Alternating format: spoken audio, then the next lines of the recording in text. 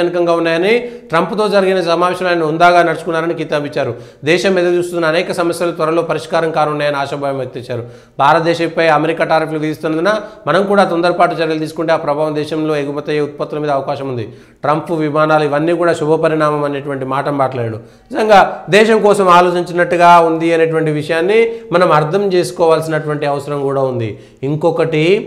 ఇంకొకటి చాలా స్పష్టమైనటువంటిది విషయం ఏంటంటే నరేంద్ర మోడీకి సంబంధించినటువంటి ఈ ట్రంప్ చర్చల్లో దేశానికి దయచేసి, ఎందుకంటే మనం ఈ ప్రోగ్రాం పేరు కూడా గుడ్ మార్నింగ్ భారత్ అని పెట్టుకుంది కూడా అందుకోసమనే. కేవలం తెలంగాణలో ఉన్న 4 రాజకీయాలు, ఆంధ్రాలో ఉన్న 4 రాజకీయాల్లో కాకుండా దేశానికి సంబంధించినటువంటి అంశాలను పెట్టుకోవాలంటే వాడు ఈ దేశంలో ఇంకొక అంశం, ఈ దేశంలో బొంబాయిలో మారణ హోమం సృష్టించారు. బొంబాయిలో మారణ హోమం సృష్టించినటువంటి దానికి ఓ కర్త కర్మ క్రియ అనేటోడు అమెరికాలో ఉన్నాడు. వాడు రానా, వాని పేరు తాఫూర్ రామానో రామా తాఫునో, వాడికి సంబంధించినటువంటి దాంట్లో కూడా ఉంది. వాడిని అప్పగించేందుకు ప్రయత్నం చేస్తున్నారు. అది చాలా స్పష్టంగా చెప్పారు. మేము అప్పచెప్పేస్తాం, వెంటనే పంపించేస్తామనేటువంటి మాట కూడా చెప్పారు. వాడిని అప్పగించేసిరంటే ఇక భారతదేశంలో పాకిస్తాన్కి ఇప్పుడు భయం అవుతుంది. పాకిస్తాన్ వాళ్ళు చాలా స్పష్టంగా ఇక వీడు ముంబై ఉగ్రదాడి కేసు ముందుకు కీలక నిందితుడు, వీడి పేరు తహవూర్ రానా.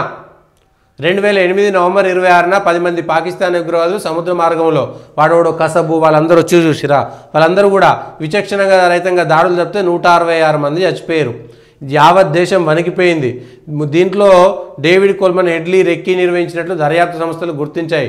అతనికి పాకిస్తాన్కి చెందిన కెనడా దేశస్థుడు తహవూర్ రానా సహకరించినట్లు గుర్తించారు. రానా ట్రావెల్ ఏజెన్సీలో ఉన్నాడు అంట. వీన్ని ఇవాళ భారతదేశంలో అప్పగించడం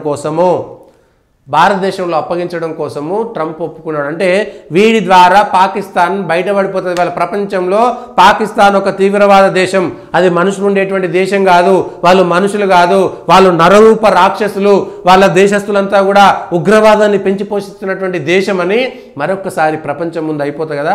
పాకిస్తాన్లకు భయం అయిపోయి మీరు ఏకపక్ష నిర్ణయాలు తీసుకున్నారు. భారత్, అమెరికా మా దేశాల గురించి మేము మాట్లాడుతాం రా, మీకేంది? అడక తినే దేశం గురించి ఎందుకు? ఇవాళ అడక తినడం కోసమే కదా వాళ్ళు భారతదేశం నుంచి మీరు ఇంకో దేశం కావాలన్నది. అట్లా ఇవాళ వీడిని అప్పగించడం కోసం ట్రంప్ ఒప్పుకున్నాడు.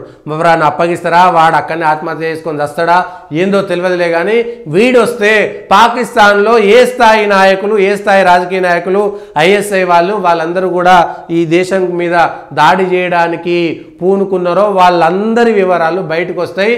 పాకిస్తాన్ ప్రపంచ దేశంలో ఉగ్రవాద దేశంగా రుజువు చేయడానికి భారతదేశానికి మరొక అవకాశం కూడా వస్తుంది.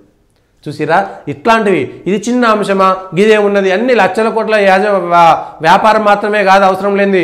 భారతదేశానికి సంబంధించినటువంటి ముఖ్యమైనటువంటి అంశాలలో కీలకమైనటువంటిది ఇది కదా, కావాల్సింది అది కదా.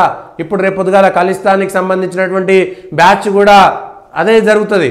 వాడు కూడా ఎవడైతే అమెరికాలో ఉన్నాడో వాళ్ళ సంగతి కూడా బయటకు వస్తారు. ఒక్కొక్కరు కలుగుల నుంచి బయటకు వచ్చినట్టుగా భారతదేశం యొక్క దౌత్య విధానంతో వస్తుంది.